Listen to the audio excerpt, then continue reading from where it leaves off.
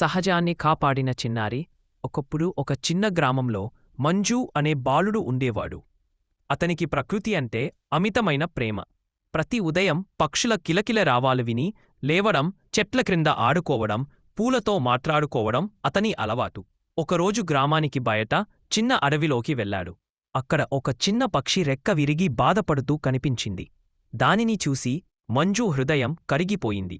వెంటనే జాగ్రత్తగా పక్షిని ఎత్తుకుని తన ఇంటికి తీసుకెళ్లాడు. దానికి నీళ్లు తాగించి, గింజలు పెట్టి, కట్టిన రెక్కను సున్నితంగా కట్టేశాడు.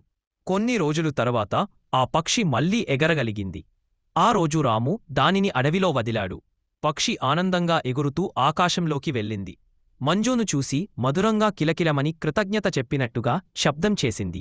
తరువాత రాము అర్థం చేసుకున్నాడు. ప్రకృతిని, జంతువులను సహాయం చేస్తే అవి కూడా మనకు ఆనందాన్ని ఇస్తాయి.